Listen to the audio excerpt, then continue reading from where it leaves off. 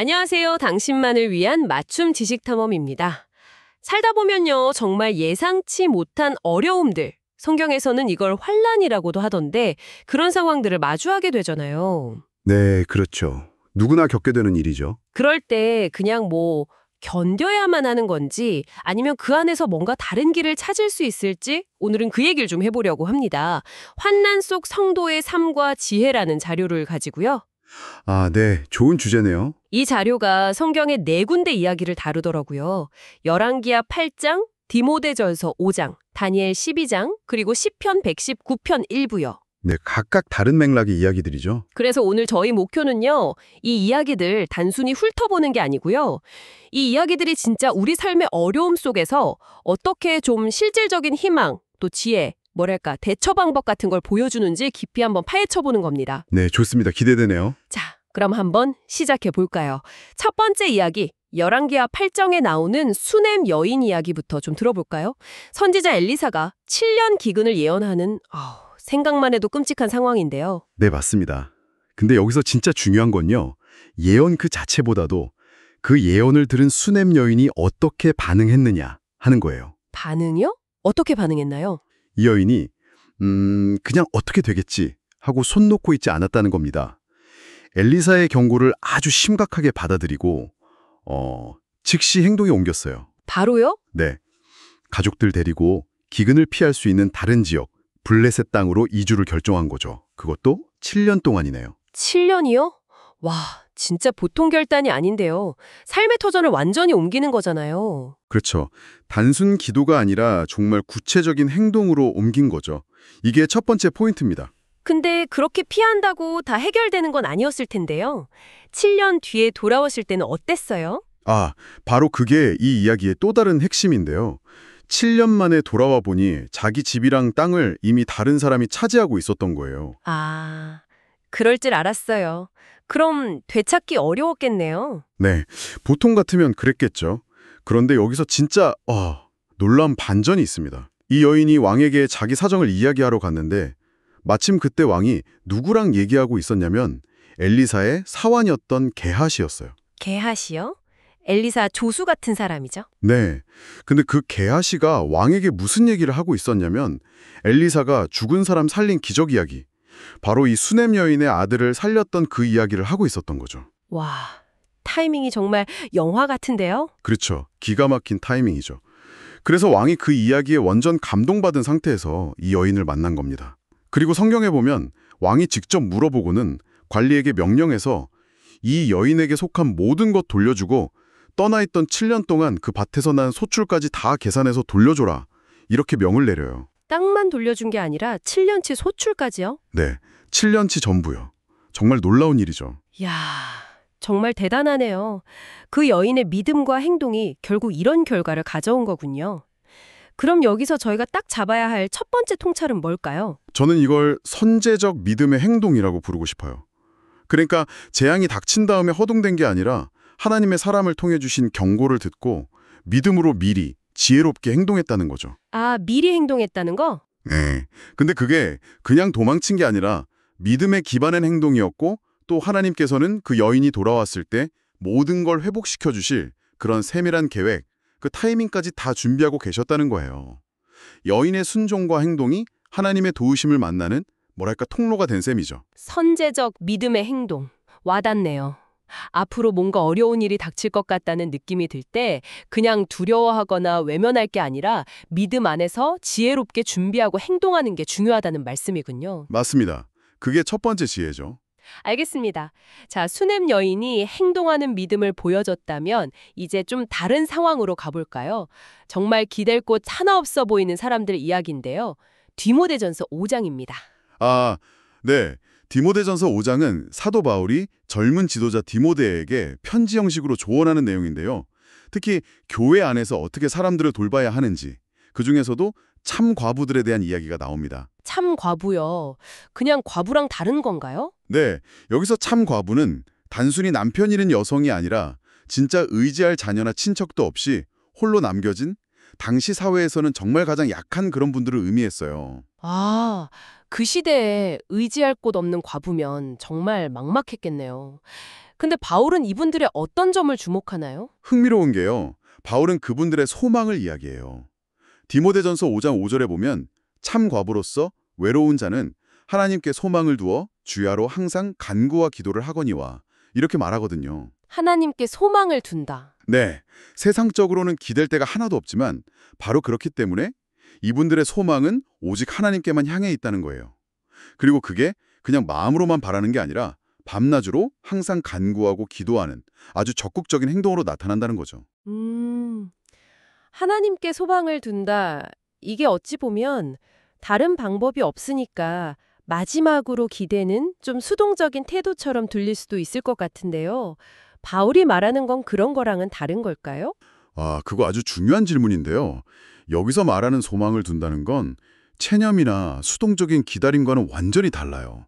오히려 가장 능동적인 신앙 행위라고 봐야 합니다. 능동적인 행위요? 네, 세상의 모든 문이 닫힌 것 같을 때, 다른 의지할 대상이 다 사라졌을 때, 하나님만이 나의 유일한 희망이시고 실제적인 도움을 주시는 분이구나. 이걸 온전히 인정하고 붙드는 거죠. 그리고 그 믿음이 밤낮으로 기도하게 만드는 힘이 되는 거고요. 이건 절망 속에서 포기하는 게 아니라 절망을 뚫고 나갈 가장 강력한 영적인 자원을 붙드는 행위인 겁니다. 그렇군요. 세상적인 도움이 없을 때 오히려 하나님께 더 깊이 의지하게 되고 그게 역설적으로 가장 큰 힘이 될 수 있다. 이런 말씀이시네요. 맞아요. 바로 그겁니다. 혹시 지금 삶에서 모든 희망이 사라진 것처럼 느껴질 때 이 과부들의 모습이 정말 중요한 교훈을 주는 것 같아요. 밖에서 해결책을 찾으려고 하기보다 내 안에 가장 깊은 곳에서 하나님께 소망을 두고 기도로 나아가는 것. 이것도 환란을 이기는 또 하나의 강력한 전략이 될 수 있겠네요. 네, 어려운 상황 속에서 내면의 힘, 그러니까 영적인 의존성을 통해서 현실을 이겨내는 지혜라고 할 수 있겠죠. 자, 그럼 이제 개인적인 차원을 좀 넘어서서 더 크고 압도적인 환란 상황으로 가볼까요? 다니엘서 12장인데요. 여기서는 인류 역사상 없었던 수준의 환란을 예언하고 있어요. 나라가 생긴 이래로 그때까지 없던 환란. 와, 상상하기조차 힘든데요. 네, 맞습니다. 다니엘서 12장은 정말 그 종말론적인 대환난을 그리고 있죠. 엄청난 고통과 혼란이 있을 거라고 예언해요. 듣기만 해도 좀 두려워지는 내용이죠. 그렇죠. 하지만 이 어둡고 무서운 예언 바로 뒤에 아주 강력한 희망의 메시지가 같이 주어져요. 희망의 메시지요? 어떤 건가요? 바로 그 끔찍한 환란 속에서도 하나님께서 자기 백성은 반드시 구원하신다는 약속입니다. 다니엘서 12장 1절 후반부에 딱 나와요. 그때 내 백성 중 책에 기록된 모든 자가 구원을 받을 것이라. 책에 기록된 모든 자. 네, 이게 상징적인 표현인데 하나님의 백성, 그러니까 하나님께서 내 거다 인정하시고 끝까지 책임지고 보호하시는 사람들을 말하는 거예요. 아무리 상황이 절망적이어도 하나님께 속한 사람들은 마지막에는 반드시 구원을 얻는다는 아주 확고한 약속인 거죠. 그 약속은 정말 큰 위로가 될 것 같긴 한데요. 근데 그건 아주 먼 미래에 역사의 마지막에 일어날 일이잖아요. 지금 당장 제가 겪는 현실적인 어려움들, 예를 들어 직장을 잃었다거나 건강이 안 좋거나 관계가 힘들거나 이런 고통의 그 약속이 어떻게 진짜 힘이 될 수 있을까요? 좋은 질문이에요. 이 궁극적인 구원의 약속이 그냥 언젠가 좋아지겠지 하는 막연한 희망과는 좀 다릅니다. 이게 지금 우리가 겪는 고난에 의미를 다시 생각하게 만드는 힘이 있어요. 의미를 다시 생각하게 한다고요? 네. 첫째는 지금 겪는 고통이 내 이야기의 전부가 아니라는 걸 알게 해줘요.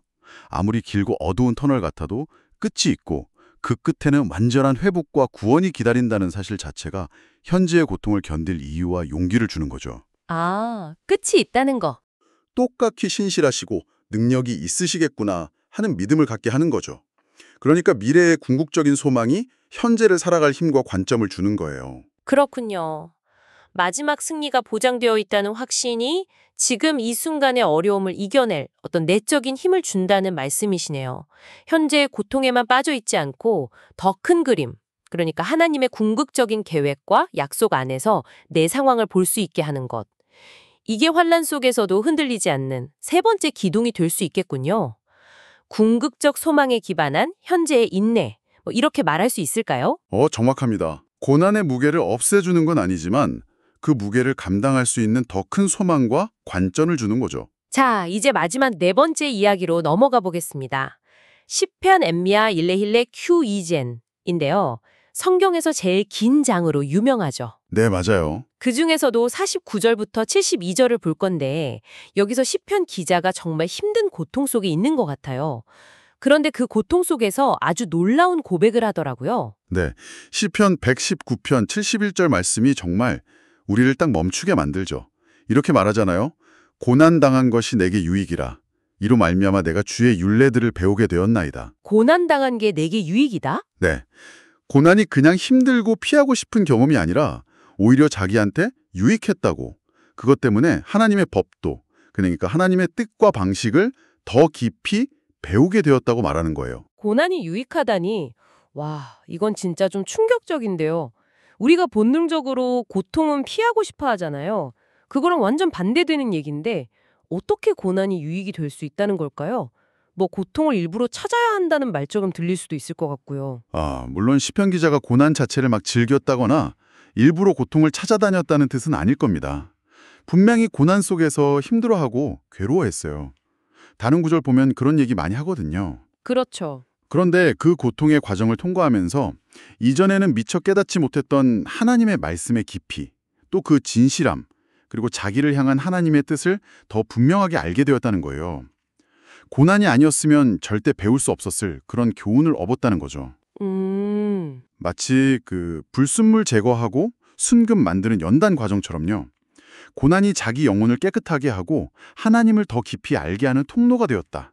이런 고백인 거죠. 그렇다면 고난을 영적 성장을 위한 교실 같은 거? 아니면 하나님을 더 깊이 만나는 기회로 다시 해석하는 관점이군요. 세상은 고난을 불행이나 저주처럼 여기지만 신앙의 눈으로 보면 그게 우리를 단련시키고 성숙하게 만드는 촉매제 같은 게 될 수 있다는 거네요. 맞습니다. 고난이 우리의 교만함이나 세상적인 것들에 의지하려는 마음을 깨트리고 우리를 더 겸손하게 하나님 앞에 서게 만들죠. 그 과정에서 우리는 하나님의 위로와 힘을 경험하고 또 그분의 말씀을 이전과는 전혀 다른 깊이로 이해하게 되는 거고요. 시편 기자는 바로 이 경험 때문에 고난이 내게 유익이었다고 담대하게 말할 수 있었던 겁니다. 어떻게 보면 고난이 영적 성장을 가속화시키는 역할도 했다고 볼 수 있어요. 고난이 영적 성장을 가속화시킨다. 이 관점은 우리가 어려움을 겪을 때 그냥 왜 나한테 이런 일이 하면서 좌절하는 대신에 이 경험을 통해 하나님이 나에게 뭘 가르치시려는 걸까? 또는 나는 여기서 어떻게 성장할 수 있을까? 이런 질문을 던지게 만드네요. 그렇죠. 고통 자체에만 빠져있지 않고 그 너머의 의미와 가능성을 찾아보는 태도. 이게 네 번째 핵심 총찰, 고난 속에서 유익을 발견하는 지혜라고 정리할 수 있겠네요. 네. 고난의 경험 자체를 바꾸는 아주 능동적이고 창조적인 관점이죠. 좋습니다. 오늘 저희가 네 편의 성경 이야기를 통해서 환난 속에서 성도가 가질 수 있는 다양한 삶의 태도와 지혜를 살펴봤는데요. 한번 정리를 해볼까요? 첫째는 수냄 여인처럼 하나님의 경고에 귀 기울이고 믿음으로 선제적으로 행동하는 지혜. 열왕기하 8장 이야기였죠? 네. 그리고 둘째는 디모데전서의 참 과부들처럼 세상에 의지할 게 없을 때 오직 하나님께 소망을 두고 기도로 힘을 얻는 그 내면의 능력. 맞아요. 셋째는 다니엘서의 예언처럼 아무리 힘든 환난이라도 하나님의 백성은 결국 구원받을 거라는 그 궁극적인 소망 안에서 현재의 고통을 이겨내는 힘.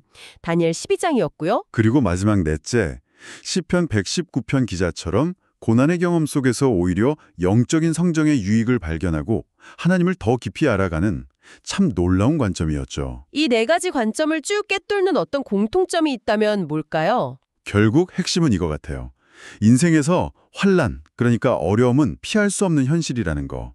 하지만 정말 중요한 건 그 환난에 우리가 어떻게 반응하느냐 하는 거죠. 반응의 문제군요. 네, 오늘 살펴본 이야기들은 전부 신앙과 하나님의 말씀을 바탕으로 한 적극적인 반응을 보여줘요. 그리고 그 반응은 고난이라는 경험 자체를 파괴적인 것에서 생산적인 것으로, 또 절망에서 소망으로, 좌절에서 성장으로 변화시킬 수 있는 그런 힘을 가지고 있다는 겁니다. 환난이 우리를 그냥 무너뜨리는 게 아니라 오히려 우리를 더 깊은 믿음과 지혜로 이끌 수 있는 예상치 못한 통로가 될 수도 있다는 가능성을 보여주는 거죠. 네, 오늘 저희가 함께 나눈 이 통찰들이 당신의 삶에도 깊은 울림을 주기를 바랍니다. 어려움 속에서도 하나님의 말씀을 붙들고 소망을 발견하고 심지어 그 안에서 성장의 기회까지 찾아내는 그런 지혜로운 삶을 살아가시기를 응원하겠습니다. 네, 오늘 이야기 나눈 것 중에 특히 그 고난이 때로는 우리를 성장시키는 예상치 못한 기회가 될 수 있다는 시편 기자의 관점 있잖아요. 이건 정말 좀 곱씹어 볼 만한 것 같아요. 그렇죠. 참 깊은 통찰이죠. 그래서 마지막으로 이 질문을 한번 스스로에게 던져보시면 어떨까 싶습니다. 지금 내가 마주하고 있는 이 어려움, 이 도전 속에서 혹시 내가 놓치고 있는 배움의 기회나 성장의 지점은 없을까? 이 질문에 대한 답은 오직 당신 안에서만 찾을 수 있을 겁니다. 당신의 깊은 성찰의 여정을 응원하면서 오늘 탐험은 여기서 마무리하겠습니다.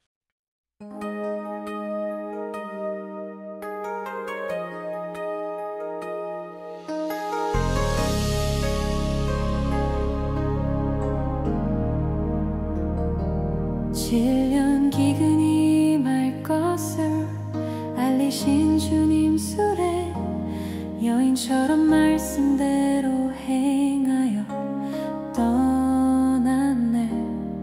외롭고 고독한 참 과부의 삶일지라도 하나님께 소망을 두어 밤낮 간구하네. 이 땅의 환난은 나를 넘어뜨리지 못하리. 주의 말씀대로 행함이 나의 지혜라. 책에 기록된 자 반드시 구원하실 주님. 고난 당함이 유익하여 주 애를 배우네.